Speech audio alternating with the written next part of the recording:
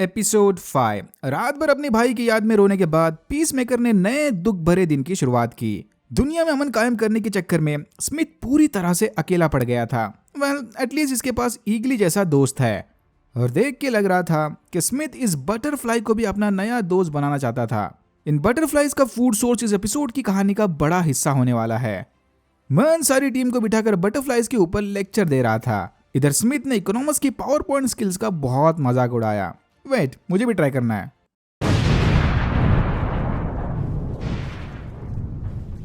Cool.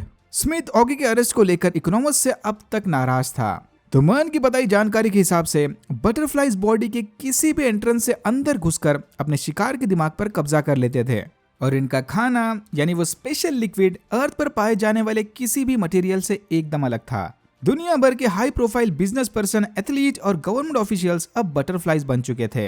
Apparently जब भी किसी ने इन बटरफ्लाइज के खिलाफ ऑफिशियल इंक्वायरी बिठाई, तब उन हाई लेवल बटरफ्लाइज ने अपने पावर की मदद से सारे केस क्लोज कर दिए। इसीलिए मन की टीम एकदम सीक्रेटली इस प्रोजेक्ट बटरफ्लाई को अंजाम दे रहे थे। इवन इन पर खर्चा करने वाला पैसा भी मन दूसरे मिशन में जुगाड़ लगाकर इकट्ठा कर रहा था। बट इतने बड़े मिशन को सीक्रेटली हैंडल करने वाली बात मुझे थोड़ी खटक रही है। तो जैसा कि मैंने बताया, ये बटरफ्लाई सिर्फ इस हरे शहद जैसे दिखने वाली लिक्विड को ही अपनी खुराक बनाते हैं। एडेबायो की रिसर्च से इन्हें ये पता चला कि शायद ये लिक्विड पास के ग्वानटाई बॉटल फैक्ट्री में पैक होता होगा। मन ने फौरन सबको ग्वानटाई फैक्ट्री की तलाशी लेने भेज दिया।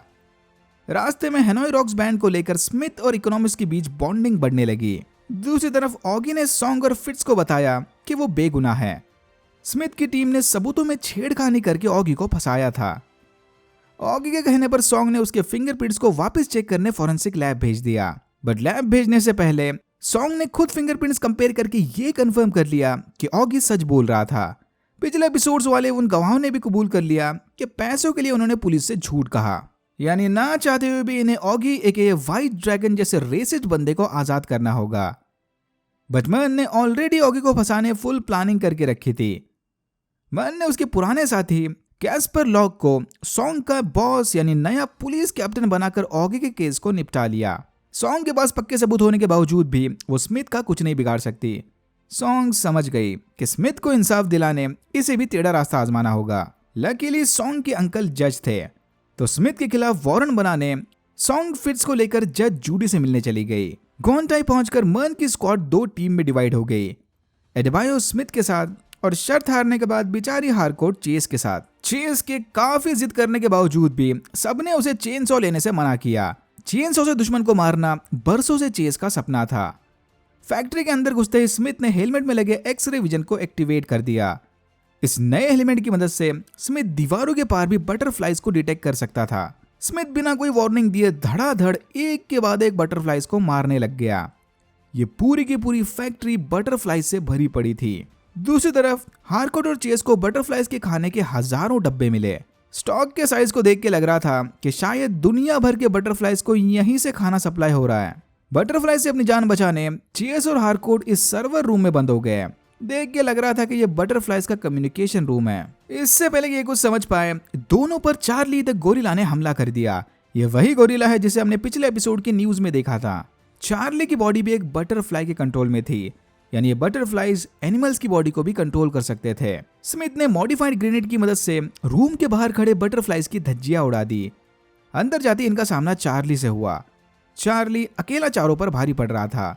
यहाँ हमें एक और बात पता चली कि बटरफ्लाई के कंट्रोल में आते ही ये गोरिल्ला भी ह्यूमंस की तरह इंग्लिश बोलने लग गया। इससे पहले कि चार्ली सबका कचूमर बना दे, इकोनॉमस ने चार्ली को चेन सॉ से मार दिया। इकोनॉमस के इस बैडएस अंदाज को देखकर सारे काफी इंप्रेस थे, इंक्लूडिंग पीसमेकर। लेकिन चेस को इकोनॉमस से बहुत जलन हुई, क्योंकि चेन सॉ से दुश्मन को मारना तो इसका सपना था। अब सारा क्रेडिट इकोनॉमस खा गया। मिशन को सक्सेसफुली पूरा करके सारे काफी खुश थे। धीरे धीरे अब इनके बीच की भी बॉन्डिंग बढ़ने लगी। हारकोट ने तो तीनों बंदों को अपने स्पेशल रॉक ग्रुप में तक ऐड कर लिया। भाई, हारकोट में अचानक से इतना बड़ा चेंज कहां से आ गया? कहीं फैक्ट्री में इसके अंदर भी तो कोई बटरफ्लाई नहीं घुस गई? मन भी अपने स्क्वाड की जीत से बहुत खुश था। इन्होंने बटरफ्लाइज की फूड फैक्ट्री तो उड़ा दी, अब बस इन्हें फूड बनने वाले रॉ मटेरियल के सोर्स का पता लगाना था। बटरफ्लाइज की एक खुराक ही उन्हें हराने में इनकी मदद करेगी। इसी जीत को सेलिब्रेट करने स्मिथ एडेबायो को अपने घर ले गया। थोड़ा हिचकिचाने के बाद एडेबायो मान गई। स्मिथ के वॉशरूम में जाते ही एडेबायो ने अमांडा वेलर से मिले ऑर्डर्स के मुताबिक चुपके से स्मिथ के घर में ये डायरी छुपा दी।